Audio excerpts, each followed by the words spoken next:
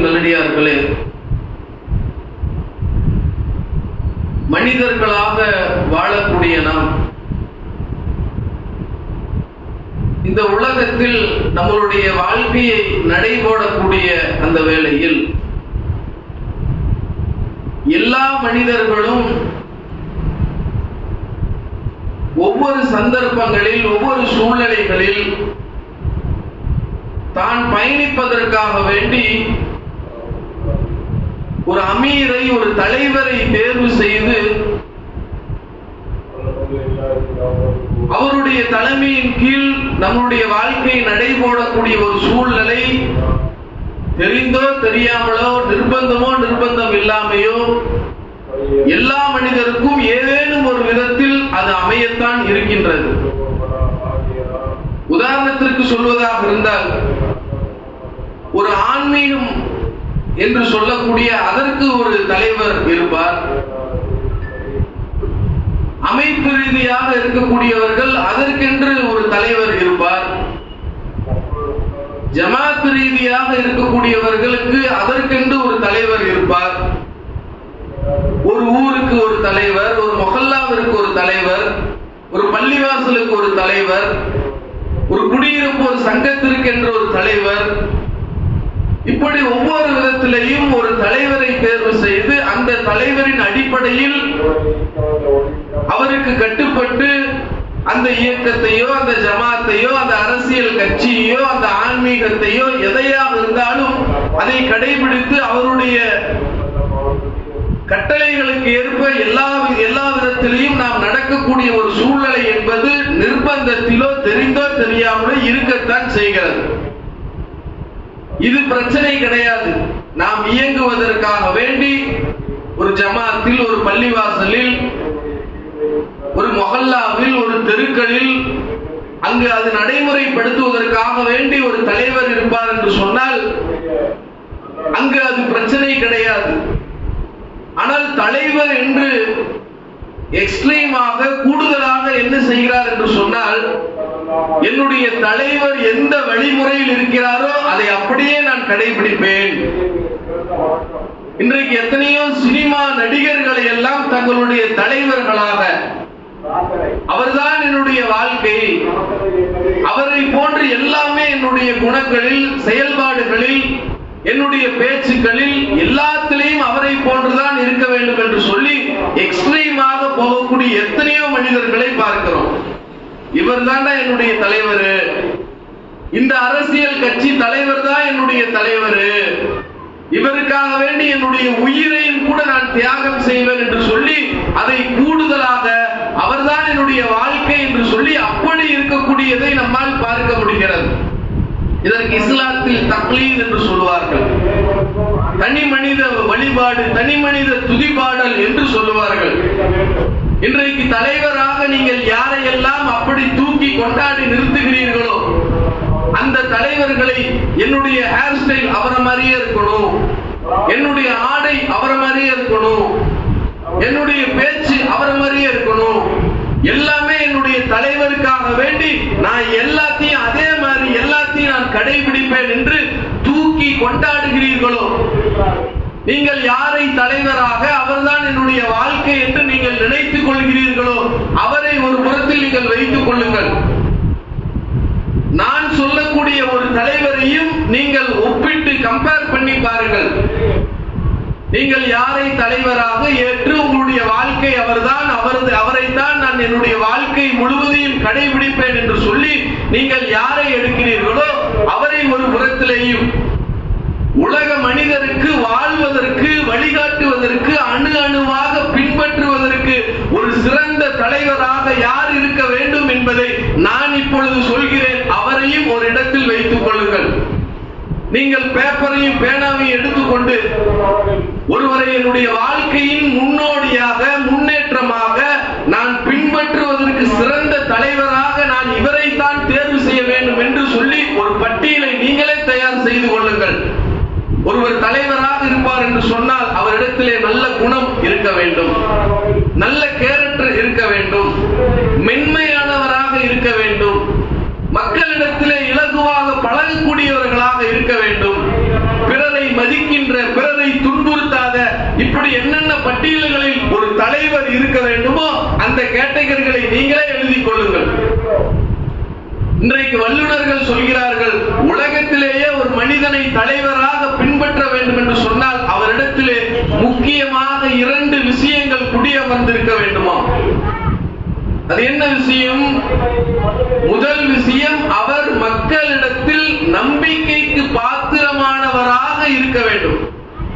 ஒருத்தர் தலைவர் சொல்லி நாம் அவரை பின்பற்றுகிறோம், அவர்தான் என்னுடைய வாழ்க்கை, அவரை நான் அணு அணுவாக பின்பற்றுகிறேன் என்று சொல்லி நீங்கள் யாரை வைத்தாலும் அவர் நம்பிக்கைக்கு பாத்திரமானவராக இருக்கிறாரா? அல்லது மக்கள் இப்படி தலைவர் சொல்லிட்டு பின்னாடி போய் இவனை எல்லாம் நம்ம தலைவர் சொன்ன பாரு, எப்பதான் நமக்கு ஒரு சீட்டு கொடுப்பான், எப்பதான் நமக்கு அதற்குண்டான ஒரு அங்கீகாரத்தை கொடுப்பான் என்று சொல்லி சும்மா வாயளவுல தலைவர் வராரு, தலைவர் வருவதற்காக வேண்டி வரும் வழியில் எல்லாம் பேனர்களை வைத்து தலைவரை மகிழ்ச்சிப்படுத்தினால் வருங்கால இந்தியாவே, சிந்தனையின் சந்தனமே, என்னுடைய தலைவரே, நீங்கள் தான் தமிழகத்தின் தலைவரே என்று சொல்லி நீங்கள் எத்தனை கட்டவுட்டுகளையும் எத்தனை பேனர்களையும் தலைவர் வரும் வழியிலெல்லாம் கொடிகளை அழகுபடுத்தி அவரை மகிழ்ச்சிப்படுத்தினால் நாளைக்கு ஏதேனும் ஒரு தேர்தலில் நமக்கு ஒரு நல்ல வாய்ப்பு கிடைக்கும், இதற்குத்தானே. நாளைக்கு நமக்கு ஒரு நல்ல பொறுப்பு கிடைக்கும், இதற்குத்தானே. ஆனால் நீங்கள் தலைவராக உண்மையாலுமே உங்களுடைய உள்ளத்திலிருந்து சொல்கிறார்களா என்று பார்த்தால் உதட்டிலிருந்து தான் சொல்கிறார்கள். இன்னும் சில சினிமா நடிகர்களை எல்லாம் தங்களுடைய தலைவர்களாக கொண்டு அவர் எப்படி அவரே சினிமா படத்திலேயே சொல்கிறார், இந்த படத்தில் இவர் நடித்தார், இந்த படத்தில் இவர் நடித்தார், நடிக்கிறாங்கன்னு தெளிவா தெரியுது. அவன் இந்த மாதிரி உதவுற மாதிரி நடிக்கிறான், இந்த மாதிரி ஃபைட் பண்ற மாதிரி நடிக்கிறான், இந்த மாதிரி அவன் அதிகமான ஓடலும் ஆடலும் பாடலும் கூத்துக்களும் கும்மாளங்களும் போன்று நடிக்கிறான் என்று சொல்லி தெளிவாக தெரிந்தும் கூட அவரை எங்களுடைய தலைவர்களாக நீங்கள் பட்டியலிடுகிறீர்களே. நீங்கள் எந்த தலைவரை கொண்டு வந்தாலும் அவர் நம்பிக்கைக்கு பாத்திரமானவராக இருக்கிறாரா? அல்லது நான் இப்பொழுது சொல்லக்கூடிய இந்த தலைவர் நம்பிக்கைக்கு பாத்திரமாக வாழக்கூடிய காலகட்டத்தில் இருந்திருக்கிறாரா? யார் அந்த தலைவர்? ஒட்டுமொத்த உலகத்தினரும் ஒட்டுமொத்த முஸ்லிம்களும் இன்றைக்கு வாழக்கூடிய முஸ்லிம்கள் அவரை கண்ணால் பார்க்காமல் அவருடைய வாழ்க்கையை தெரிந்து கொண்டு இப்படிப்பட்ட ஒரு தலைவர் உலகத்தில் எப்படி இருந்திருக்க முடியும் என்று சொல்லக்கூடிய ஒரு தலைவர் தான் அல்லாஹ்வின் தூதர் நபிகள் நாயகம் ஸல்லல்லாஹு அலைஹி வஸல்லம் அவர்கள். ஒட்டுமொத்த மனிதர்களும் பின்பற்றுவதற்கு சிறந்த தலைவராக இருந்தார். அவருடைய ஆரம்ப கால வாழ்க்கையை துவக்கத்தில் சொல்லிவிட்டு சொன்னால் உங்களுக்கு இலகுவாக புரியும். சிறு வயதிலே தாயையும் தந்தையும் இழந்து தன்னுடைய பெரிய தகப்பனாருடைய ஆதரவின் அடிப்படையில் வளர்ந்து வருகிறார். தன்னுடைய 25வது வயதிலே அன்னை கதீஜா ரலியல்லாஹு அன்ஹா அவர்களை திருமணம் செய்கிறார். அதனைத் தொடர்ந்து தன்னுடைய 40வது வயதிலே இறை தூதராக ஆன்மீக தலைவராக உருவெடுக்கிறார். தன்னுடைய 40வது வயதிற்கு முன்னாடி அவருடைய நிலை என்ன? அந்த மக்கள் அவரை என்ன அழைப்பார்களாம்? அல்லமீன் அஸ்ஸாதிக், இவர் நம்பிக்கையாளர், நம்பிக்கையாளரை இங்க வாங்க அப்படின்னு கூப்பிடுவாங்களாம். உண்மையாளரை இங்க வாங்க அப்படின்னு கூப்பிடுவாங்களாம். தலைவராக உருவெடுப்பதற்கு முன்னால் அவருடைய நிலை மக்களிடத்தில் நம்பிக்கைக்கு பாத்திரமானவராக இருந்தது யார் என்று சொன்னால் அல்லாஹ்வின் தூதர் நபிகள் நாயகம் ஸல்லல்லாஹு அலைஹி வஸல்லம் அவர்தான். அந்த வல்லுநர்கள் 2வது பட்டியலை சொல்கிறார்கள், பொருளாதார விஷயத்தில் அவ்வளவு தூய்மையானவராக இருக்க வேண்டும். யார் அவரு? இன்றைக்கு நீங்கள் யாரை தலைவராக உருவெடுக்கிறீர்களோ அவர் தலைவராக உருவெடுப்பதற்கு முன்பாக பொருளாதாரம் எப்படி இருந்தது? தலைவராக உருவெடுத்ததற்கு பின்பு லட்சாதிபதிகளாக கோடீஸ்வரர்களாக தன்னுடைய குடும்பத்திற்கெல்லாம் 2-3 தலைமுறைகள் உட்கார்ந்து சாப்பிடக்கூடிய அளவிற்கு சொத்துக்களை சேமித்த எத்தனையோ தலைவர்களை நம்மால் அவர்களால் எடுக்க முடியும். அவர்கள் தலைவராக உருவெடுப்பதற்கு முன்பாக இன்றைக்கு இருக்கக்கூடிய தமிழகத்தில் இருக்கக்கூடிய எத்தனையோ தலைவர்கள் தலைவராக உருவெடுப்பதற்கு முன்பாக பொருளாதாரம் இல்லாமல் இங்கிருந்து மெட்ராஸுக்கு பிரச்சாரத்துக்கு போறாங்கன்னு சொன்னா ட்ரெயின்ல டிக்கெட் எடுக்கிறது கூட காசு இருக்காதுங்களாமா. டிடிஆர் எப்படா வருவாருன்னு சொல்லி கழிவறையில் ஒளிந்து கொண்டு பதுங்கி பதுங்கி போன தலைவர்கள் இன்றைக்கு தமிழகத்திலேயே தலைவராக உருவெடுத்து லட்சாதிபதிகளாக, கோடீஸ்வரர்களாக, மில்லியனர்களாக, பில்லியனியர்களாக பொருளாதாரத்தை தன்னுடைய குடும்பத்திற்கு 3 தலைமுறை 4 தலைமுறை அனுபவிக்கக்கூடிய அளவிற்கு தலைவராக உருவெடுத்ததற்கு பிறகு இப்படி இருக்கிறார்களே. இதோ நபிகள் நாயகம் ஸல்லல்லாஹு அலைஹி வஸல்லம் அவர்கள் அபிசீனியா போன்ற நாடுகளுக்கெல்லாம் சென்று மிகப்பெரிய மக்காவிலே செல்வந்தராக இருந்தார்.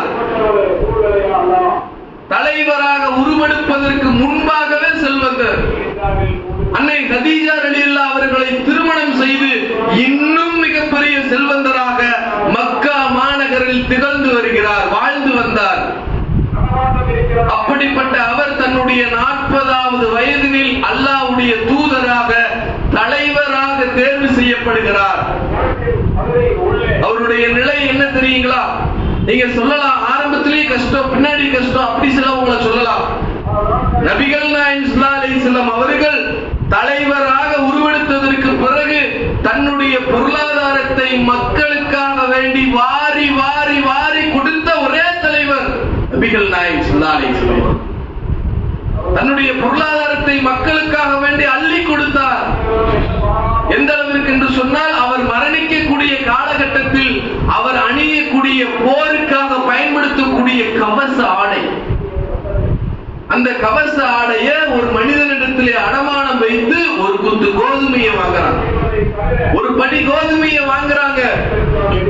அதை திருப்பி மீட்டாமலேயே அவர் மரணித்து விடுகிறார் என்று சொன்னால் அவருடைய கடைசி காலகட்டம் எந்த அளவுக்கு வறுமை என்று பாருங்கள்.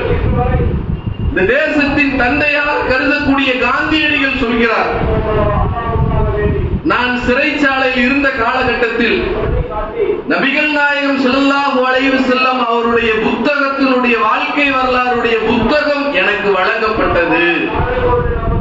அந்த புத்தகத்தை நான் படித்துவிட்டு என்னால் அழாமல் அந்த புத்தகத்தை படிக்க முடியவில்லை. இப்படி ஒரு தலைவர் வாழ்ந்திருக்க முடியுமா என்று மெய் சிலிர்த்து எத்தனையோ அரசியல் தலைவர்கள் நபிகள் நாயகம் ஸல்லல்லாஹு அலைஹி வஸல்லம் அவர்களை முன்னுதாரணமாக காமித்திருக்கிறார்கள். அவர் தலைவராக உருவெடுத்த அந்த 40 வயதில் இருந்து அவர் மரணிக்கின்ற அந்த 23 வருட வாழ்க்கையை ஒரு மனிதன் உயிரோட்டமாக படித்தால், உயிரோட்டமாக வாசித்தால், உயிரோட்டமாக கேட்டார் என்று சொன்னால் கண்டிப்பாக அழாமல் நபிகள் நாயகம் ஸல்லல்லாஹு அலைஹி வஸல்லம் அவருடைய வரலாறை படிக்க முடியாது. இப்படியெல்லாம் ஒரு மனுஷன் வாழ்ந்திருப்பாங்களா? மக்காவிலே 13 வருடம் அல்லாஹ்வின் தூதர் பிரச்சாரம் செய்கிறார். அட்டி உதை இங்கிருந்து மதீனாவுக்கு செல்கிறார். ஜனாதிபதியாக தேர்வு செய்யப்படுகிறார். ஜனாதிபதி இன்றைக்கு இருக்கிறார் என்று சொன்னால் எப்படிப்பட்ட ஒரு லக்ஸரியான வாழ்க்கை அவருக்கு இருக்கிறது. ஆனால் நபிகள் நாயகம் ஸல்லல்லாஹு அலைஹி வஸல்லம் அவர்கள் அவருடைய வாழ்க்கையில் இங்கிருந்து பக்கத்து நாட்டு மன்னர்களுக்கெல்லாம் கடிதம் எழுதுகிறார். அஸ்லிம் தஸ்லிம், இஸ்லாத்தை நீங்கள் ஏற்றுக்கொள்ளுங்கள், நீங்கள் நிம்மதி அடைவீர்கள் என்று சொல்லி நபிகள் நாயகம் ஸல்லல்லாஹு அலைஹி வஸல்லம் அவர்கள் ஜனாதிபதியாக பொறுப்பெடுத்து பக்கத்து நாட்டு மன்னர்களுக்கெல்லாம் கடிதம் பறக்கிறது. அவன் அலறான். பக்கத்து நாட்டு மன்னர்கள் எல்லாரும் பயப்படுகிறார்கள். அப்படிப்பட்ட ஜனாதிபதியினுடைய மனைவி அன்னை ஆயிஷா ரலியல்லாஹு அவர்கள் சொல்கிறார்கள், ஒரு ஜனாதிபதியினுடைய மனைவி சொல்கிறார்கள், எங்களுடைய வீடுகளில் நாங்கள் தொடர்ந்து 3 நாட்கள் வயிறார சாப்பிட்டதில்லை. யார் சொல்றாங்க?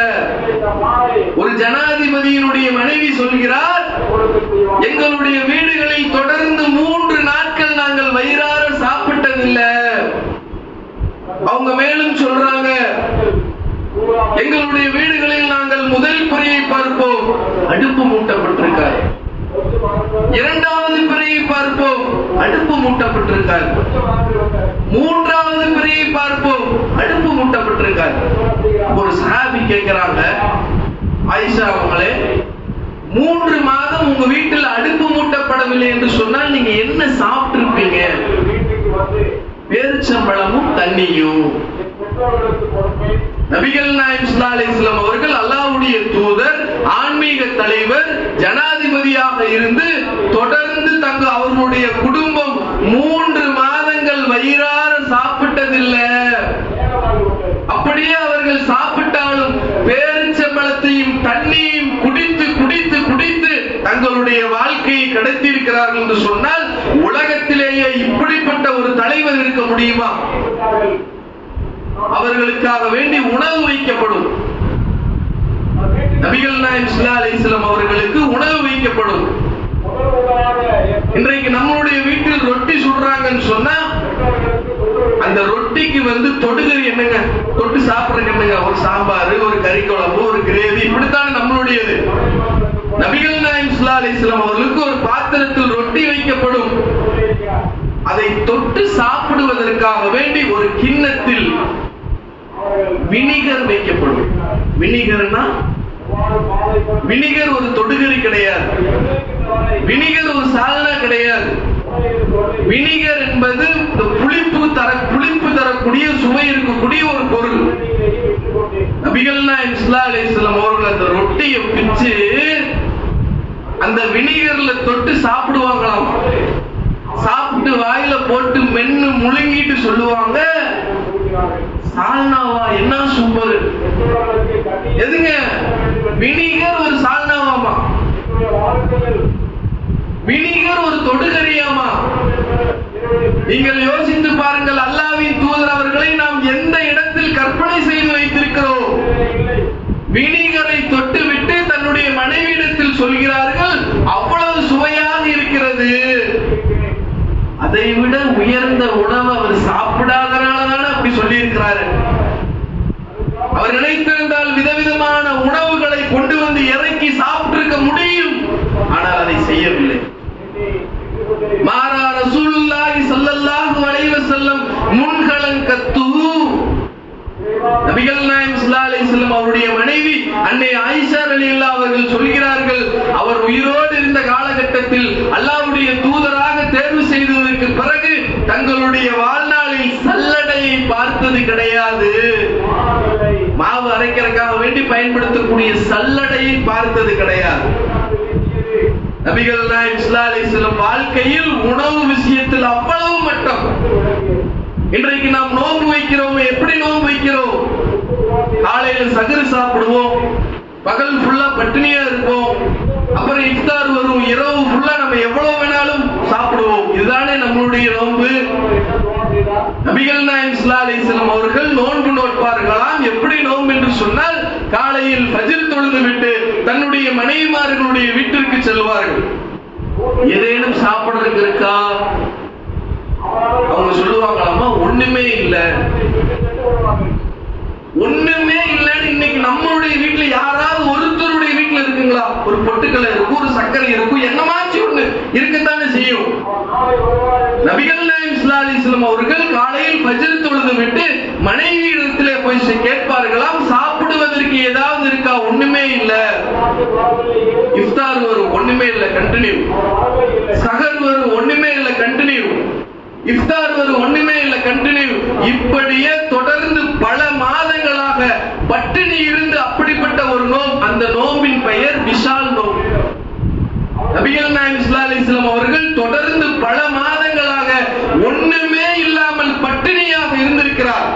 இப்படிப்பட்ட ஒரு தலைவரை நீங்கள் காண முடியுமா? அரசாங்கத்தினுடைய சொத்து என்பது தான் மாத்திரமல்ல, தன்னுடைய குடும்பத்தாரும் கூட தொட்டுவிடக் கூடாது என்று இருந்தார்கள். அவருடைய பேரப்புள்ள உசன் ரலியல்லாஹு அவங்க அரசாங்கத்தினுடைய பைத்துல் மால் பொருள்கள் எல்லாம் அப்படியே குவிந்து கிடக்கிறது. அவர் அங்கிருந்து அந்த குழந்தை என்ன செய்யுதுன்னா, விளையாட்டுத்தனமா அந்த பேரிச்சம்பழத்தினுடைய துண்டை எடுத்து வாயில போட்டுருச்சு. சின்ன பிள்ளை தானே, அதுல என்ன? ரசூல் ஸல்லல்லாஹு அலைஹி வஸல்லம் அவங்க அந்த பேர பிள்ளைய அப்படியே பாக்குறாங்க. அதை எடுத்து வாயில போட்டவுடனே விறுவிறுன்னு நபிகள் நாயகம் ஸல்லல்லாஹு அலைஹி வஸல்லம் அந்த குழந்தையிடத்திலே சென்று தன்னுடைய விரலை அந்த குழந்தையினுடைய வாயில் விட்டு எடுத்து போட்டுட்டு, அப்பா, நீ முகமதுடைய குடும்பம், அரசாங்கத்தினுடைய சொத்து என்பது எனக்கு மாத்திரம் ஹராம் இல்லை, பைத்துல் மால் பொருளாதாரம் என்பது எனக்கு மாத்திரம் ஹராம் இல்லை, என்னுடைய குடும்பத்தார் எல்லாரும் அரசாங்கத்தினுடைய பொருளை தொடக்கூடாது, அது உங்களுக்கு ஹராம். இப்படிப்பட்ட ஒரு தலைவரை, பொருளாதார விஷயத்தில் இவ்வளவு தூய்மையாக வாழ்ந்த ஒரு தலைவரை உங்களால் காமிக்க முடியுமா? அவர் நினைத்திருந்தால் எப்படி வேண்டுமானால் வாழ்ந்திருக்கலாம். அவருடைய நிலை இப்படி. அவருடைய வீடு எப்படிங்க? நபிகள் நாயகம் ஸல்லல்லாஹு அலைஹி வஸல்லம் அவர்கள் இரவு நேரத்தில் நின்று தொழக்கூடியவராக இருப்பார். அவங்களுடைய மனைவி ஆயிஷா நாயகி அவங்க படுத்திருக்கிறாங்க. ரசூல் ஸல்லல்லாஹு அலைஹி வஸல்லம் அவர்கள் சஜிதாவுக்கு போகும் பொழுது அவங்களுடைய கால் முன்னாடி இருக்குது, விரலால குத்துறாங்க. இவங்க கால் அப்படியே மடக்கிக்கிறாங்க. திரும்பி அவங்க எழுதுறாங்க, அவங்க காலை நீட்டிக்கிறாங்க. இந்த ஹதீஸை ஆயிஷா நாயகி அவர்கள் அறிவிக்கிறாங்க. ஒரு சஹாபி அவரிடத்திலே போய், ஏன் ரசூல் ஸல்லல்லாஹு அலைஹி வஸல்லம் அவர்கள் சஜிதாவுக்கு வர்ற வரைக்கும் நீங்க ஏன் காலை நீட்டி இருக்கீங்க, மடக்க வேண்டியதானே? எங்கள் வீட்டில் விளக்கு இல்ல. முதல்ல நீங்க வீட்டை பாருங்க. ஒரு வீட்டில் ஒருவர் தொழுகிறார், ஒருவர் படுத்திருக்கிறார். ஒரு வீட்டில் 2 பேர் 2 வேலையை செய்ய முடியவில்லை என்று சொன்னால் அதை வீடு என்று சொல்லுவோமா, ஒரு கோழி கூடுன்னு சொல்லுவோமா? ஒருத்தர் தொழுகிறாரு, ஒருத்தர் படுத்திருக்கிறாரு. 2 பேர் ஒரு வீட்டில் 2 வேலை செய்ய முடியல. அப்ப எவ்வளவு ஸ்பேஸ் அந்த வீட்டில் இருக்கும், எவ்வளவு அளவுதான் இருக்கும்? யார் அவருங்க? இன்றைக்கு உலகத்திலேயே பின்பற்றக்கூடிய ஒரு சிறந்த தலைவராக அவர் நினைத்திருந்தால் எப்படி வேணால் வாழ்ந்திருக்க முடியும். அவருடைய வீடு அவ்வளவு குறுகல். அவங்க வீட்டுல விளக்கு இல்ல. அன்றைக்கெல்லாம் எண்ணெயை ஊத்தி பயன்படுத்தக்கூடிய அந்த 1 நாள் 2 நாள் பயன்படுத்தக்கூடிய அவங்க வீட்டில் அந்த ஒரு சின்ன பொருளாதாரம் கூட இல்ல. அவர்களுடைய ஆடை என்பது ஒரு பெரிய போர்வை. வலது முனையை தூக்கி இடது முறத்தில் போடுவார்கள், இடது முனையை தூக்கி வலது முறத்தில் போடுவார்கள். ஒட்டுமொத்த உடலும் கவராய்விடும். இதுதான் நபிகள் நாயகம் ஸல்லல்லாஹு அலைஹி வஸல்லம் பயன்படுத்திய ஆடை. உணவு விஷயத்தில் அவ்வளவு மட்டும். வீடு மிகச் சிறியது, ஆடை சிறந்ததாக இல்லை. பொருளாதார விஷயத்தில் இவ்வளவு தூய்மையாக வாழ்ந்த ஜனாதிபதியாக இருந்தும் கூட அரசாங்கத்தினுடைய 1 ரூபாய் 1 நயா பைசாவையும் கூட தொடாமல் வாழ்ந்திருக்கிறார் என்று சொன்னால் இப்படிப்பட்ட ஒரு மனிதரை உங்களால் காமிக்க முடியுமா? நீங்கள் உலகத்தில் பின்பற்றக்கூடிய எத்தனையோ தலைவர்கள் இருக்கிறார்களே, இவரை போன்று வாழ முடியுமா? இதுவெல்லாம் ரொம்ப ஓவர் என்று நீங்கள் நினைக்கலாம்.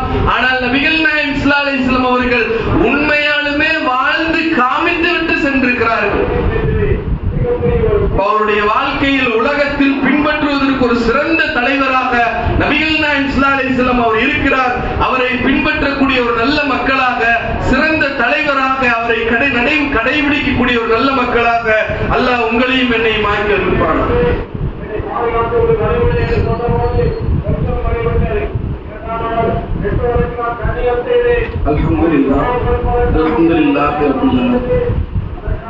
கண்ணியத்திற்குரிய எல்லாம் வல்ல அல்லாஹ்வின் நல்லடியார்களே, நபிகள் நாயகம் ஸல்லல்லாஹு அலைஹி வஸல்லம் அவர்களை ஒரு சிறந்த தலைவராக முஸ்லிம்களாக இருக்கக்கூடிய நாம் ஏற்றுதான் வாழ்கின்றோம். எந்த அளவுக்கு என்று சொன்னால், முஸ்லிம்களாக இருக்கக்கூடிய நாம் உயிருக்கு மேலாக நபிகள் நாயகம் ஸல்லல்லாஹு அலைஹி வஸல்லம் அவர்களை நேசிக்கின்றோம். இதை நபிகள் நாயகம் ஸல்லல்லாஹு அலைஹி வஸல்லம் அவர்களே சொல்கின்றார்கள். என்ன சொல்கின்றார்கள்? லா யுக்மினு அஹதுக்கும் அத்தா அகூன அஹப்ப இலைஹி மின் வாலிதிஹி வ வலதிஹி வன்னாசி அஜ்மஈன். ஒரு மனிதன் இந்த உலகத்திலே தாயை விட, தந்தையை விட, சகோதரனை விட, குடும்பத்தை விட நபிகள் நாயகம் ஸல்லல்லாஹு அலைஹி வஸல்லம் அவர் மீது நேசமும் பாசமும் வைத்திருக்க வேண்டும். அப்பொழுதுதான் அவர் உண்மையான மூமின், உண்மையான முஸ்லிம் என்று சொல்லி அனஸ் ரலியல்லாஹு அவர்கள் இந்த ஹதீஸை அறிவிக்கிறார்கள். நபிகள் நாயகம் ஸல்லல்லாஹு அலைஹி வஸல்லம் அவர் சொன்னதா? முஸ்லிம்களாக வாழக்கூடிய நாம் தலைவர்களாக நபிகள் நாயகம் ஸல்லல்லாஹு அலைஹி வஸல்லம் அவர்களை நம்முடைய வழிகாட்டியாக அணு அணுவாக பின்பற்றுவதற்கு ஒரு தலைவராக இருக்கக்கூடிய நாம் இந்த உலகத்தில் வாழக்கூடிய காலகட்டத்தில் நமக்கு நிறைய பொறுப்புகள் இந்த உலகத்தில் வழங்கப்பட்டிருக்கும். நம்மளுடைய குடும்பத்திற்கென்று ஒரு பொறுப்பு, நம்மளுடைய குழந்தைகளுக்கென்று ஒரு பொறுப்பு, நம்முடைய வீட்டில் பொருளாதாரத்தை சேமிப்பதற்கென்று ஒரு பொறுப்பு, அதேபோல் நம்முடைய மொஹல்லாவிற்காக வேண்டி அதற்கு ஒரு பொறுப்பு தேர்வு செய்யப்பட்டால் அதற்காக வேண்டி ஒரு பொறுப்பு, பள்ளிவாசல் இந்த மஸ்ஜிதுகளில் நிர்வகிக்கக்கூடியவர்கள் அவர்களை தேர்வு செய்தார் என்று சொன்னால் அவர்களுக்காக வேண்டிய ஒரு பொறுப்பு என்று சொல்லி இப்படி ஒவ்வொருத்தரும் பொறுப்பாளிகளாக இருக்கின்றோம். நபிகள் நாயகம் ஸல்லல்லாஹு அலைஹி வஸல்லம் சொல்கிறார்கள், குல்லுக்கும் ராயின், ஒவ்வொருத்தரும் பொறுப்பாளிகளே. நீங்கள் உங்களுடைய பொறுப்புகள் குறித்து நாளை மறுமை நாளில் விசாரிக்கப்படுவீர்கள். எல்லா பொறுப்புகளை குறித்தும் நாம் மறுமையில் விசாரிக்கப்படுகிறோம் என்று சொன்னால் அதில் குறிப்பாக இருக்கக்கூடியது இந்த மஸ்ஜித் பணி, அல்லாஹ்வுடைய ஆலயத்தை நிர்வகிக்கக்கூடிய இந்த பணி என்பது ஆக சிறந்த ஒரு பொறுப்பு என்று சொன்னால் இந்த பகுதியில் எத்தனையோ நபர்கள் இருப்பார்கள். அல்லாஹ் நம்மளை தேர்வு செய்து இன்னார் வர வேண்டும், இன்னார் இந்த பொறுப்புக்கு வர வேண்டும், இன்னார் இந்த பொறுப்புக்கு வர வேண்டும் என்று சொல்லி அல்லாஹ்வுடைய நாட்டத்தால் எத்தனையோ நபர்கள் இருந்தும் கூட அல்லாஹ் உங்களை தேர்வு செய்திருக்கின்றார். அப்ப அந்த பொறுப்பை வாங்கிய நாம் அதில் கவனமாக இருக்க வேண்டும். நமக்கு வழங்கப்பட்ட இந்த பொறுப்பு என்பது ஒரு அமானிதம். அந்த பொறுப்பு விஷயத்தில் நான் அவ்வளவு பேணுதலாக இருப்பேன். நாளை மறுமையில் இது குறித்து என்னுடைய இறைவன் என்னை விசாரிக்க இருக்கிறான் என்று சொன்னால் அந்த பொறுப்பில் நான் ஒவ்வொன்றையும் பார்க்கணும். என்னுடைய பொறுப்பில் நான் கரெக்டா இருக்கணும்.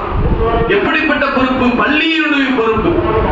இந்த பள்ளியினுடைய பொறுப்பு என்பது மார்க்கத்தை சொல்லக்கூடிய ஆக சிறந்த ஒரு பணி. பொறுப்பாளிகளாக இருக்கக்கூடிய நாம் அதில் எவ்வளவு கவனம் செலுத்த வேண்டும்.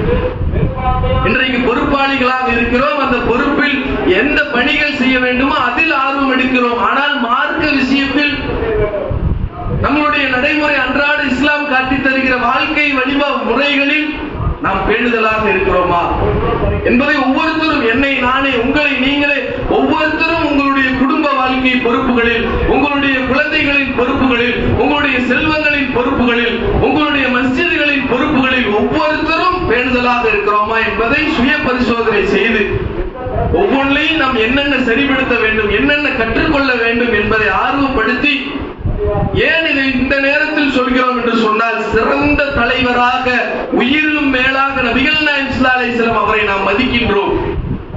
அவர் மரணிக்கக்கூடிய காலகட்டத்தில் ஒரு செய்தியை சொல்லிவிட்டு மரணித்தார். மக்களே, இங்கு வந்திருக்கக்கூடிய நீங்கள் வராத மக்களுக்கு எடுத்து சொல்லுங்கள், அது உங்கள் மீது நான் கடமையாக்கி விட்டேன், அது மரண சாசனம், ஒட்டுமொத்த உம்மத்திற்கும் நான் பணியாக சுமத்தி விட்டேன் என்று சொன்னார்களே, அது எல்லாத்துக்கும் பொருந்தும்.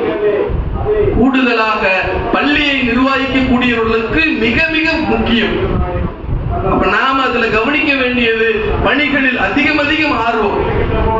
அதேபோல் மார்க்க விஷயம் என்று சொன்னால் அதை கற்பதற்கு, அதை படிப்பதற்கு நான் முதன்மையானவனாக இருக்க வேண்டும், நான் அதில் முன்னோட்டமாக இருக்க வேண்டும், நான் அதில் கவனம் செலுத்த வேண்டும் என்று சொல்லி ஒவ்வொருத்தரும் தங்களுடைய பொறுப்புகள் குறித்து நாளை மறுமை நாளிலே அதனுடைய கேள்வி இருக்கிறது என்பதை அஞ்சி அந்த பணிகளை மிகச் சிறப்பாக செய்து சிறந்த தலைவர் நபிகள் நாயகம் ஸல்லல்லாஹு அலைஹி வஸல்லம் அவர்கள் அந்த பணியை எனக்கு சுமத்தி இருக்கிறார்கள், அதை என்னுடைய வாழ்க்கையில் நடைமுறைப்படுத்துவேன் என்று சொல்லி உங்களுடைய வாழ்க்கையை நடைமுறைப்படுத்தக்கூடிய ஒரு நல்ல மக்களாக அல்லாஹ் உங்களையும் என்னையும் உங்கள் குடும்பத்தாரையும் என் குடும்பத்தாரையும் ஆக்கி அருள்பானாக.